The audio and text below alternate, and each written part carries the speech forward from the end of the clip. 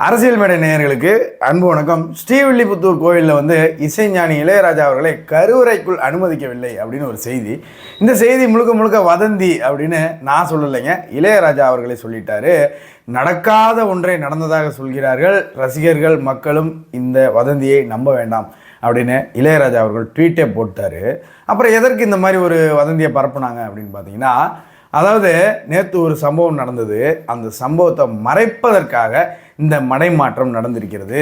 என்ன சம்பவம் அப்படின்னு பார்த்தீங்கன்னா, ஜாஃபர் சாதிக் இருக்கார் இல்லையா, உங்களுக்கெல்லாம் மறந்தே போயிருக்குன்னு நினைக்கிறேன். திருப்பி ஞாபகப்படுத்துகிறேன் உங்களுக்கு.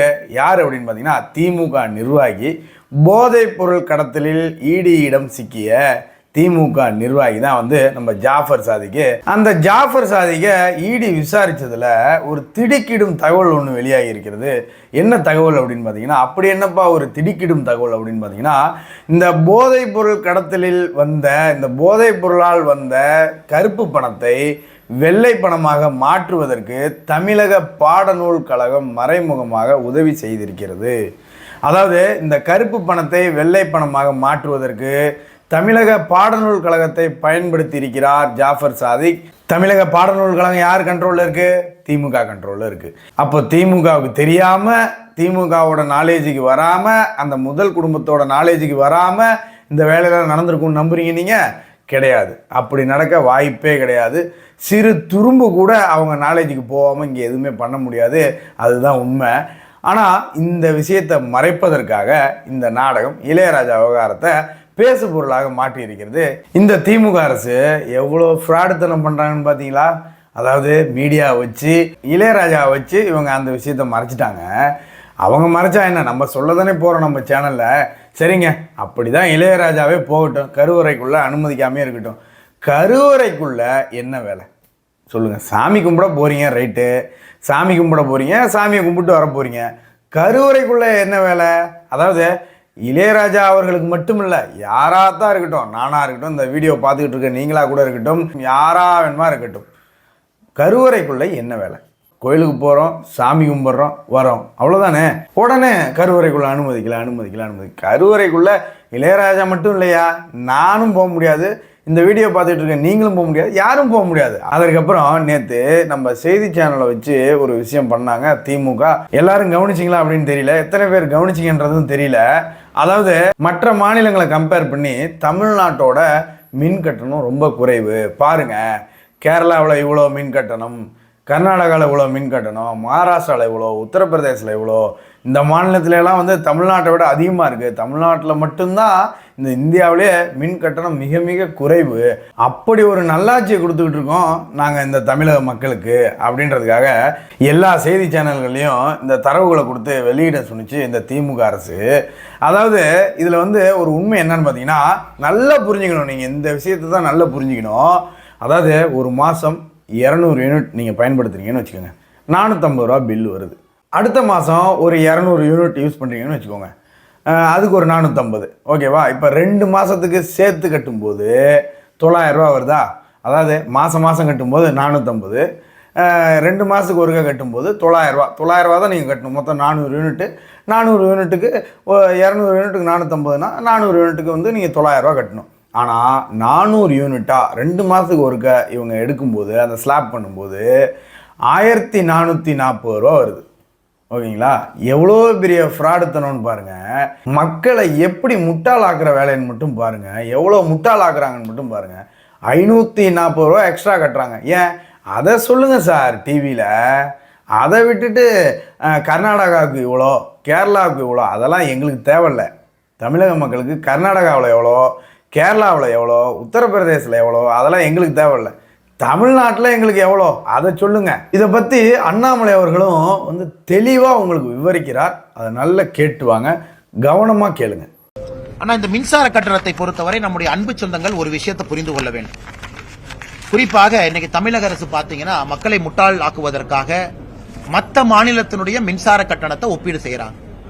அவங்களே செய்தி குறிப்பும் கொடுக்குறாங்க. இங்க பாருங்க, இதான் தமிழ்நாட்டினுடைய மின்சார கட்டணம், மற்ற மாநிலத்தினுடைய மின்சார கட்டணத்தை பாருங்க அப்படின்னு செய்தி குறிப்பு கொடுக்கறாங்க. உதாரணத்திற்கு திமுக தன்னுடைய தேர்தல் அறிக்கையில 221 என்ன சொல்லியிருந்தாங்க அப்படின்னா, மாதத்திற்கு ஒரு முறை மின் கட்டணம் செலுத்தினா போதும் அப்படின்னு.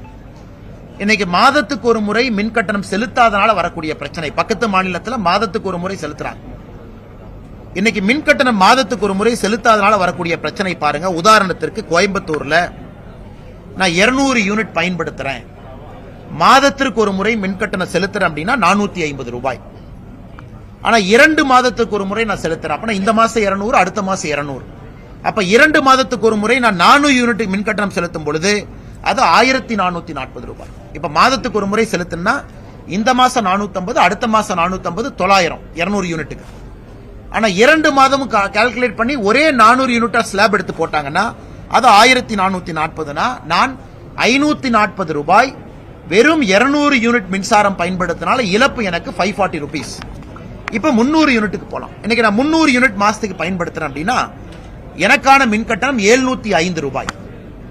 இந்த மாசம் 300, அடுத்த மாசம் 300. திமுக அரசு இருக்கக்கூடிய 2 மாதத்துக்கு ஒரு முறை மின் கட்டணத்தை நான் செலுத்துறேன், 6 யூனிட் செலுத்துறேன் அப்படின்னா அது 2940 ரூபாய்.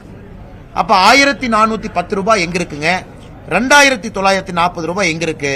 இதுலயே 1500 ரூபாய் எக்ஸ்ட்ரா கொடுக்கிறோம்.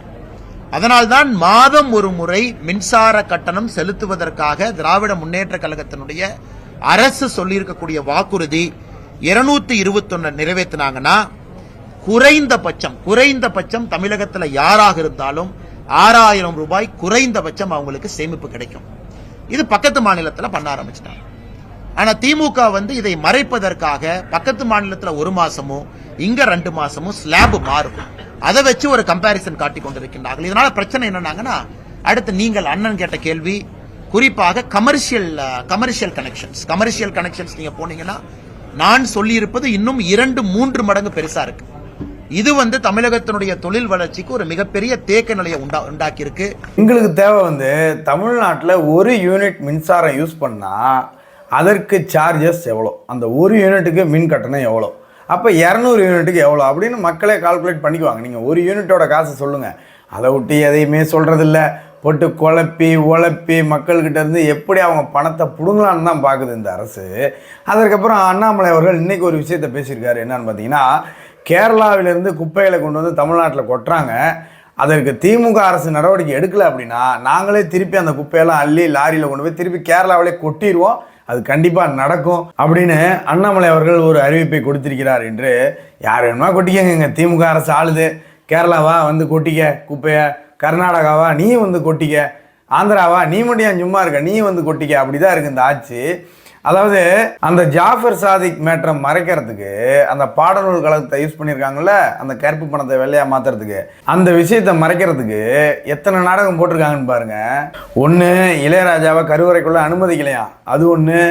இன்னொன்று, மின் கட்டணத்தை மற்ற மாநிலத்தை விட நம்மளது குறைவு அப்படின்னு செய்தி சேனல்லாம் சொல்ல வச்சுட்டாங்க. இந்த 2 விஷயத்தை நேற்று பண்ணியிருக்காங்க. இந்த விஷயத்தை மறைக்கிறதுக்கு, அதாவது ஜாஃபர் சாதிக் விஷயத்தை மறைக்கிறதுக்கு இந்த 2 விஷயத்தை பண்ணியிருக்காங்க. ஆனால் இளையராஜாவே சொல்லிட்டாரு அந்த மாதிரி எதுவுமே நடக்கலை, இது முழுக்க வதந்தி, இதை யாரும் நம்ப வேண்டாம், ரசிகர்களும் நம்ப வேண்டாம், மக்களும் நம்ப வேண்டாம் அப்படின்னு இளையராஜாவே ட்வீட் போட்டார். அதற்கப்புறம் பேச்சையும் காணா மூச்சையும் காணா.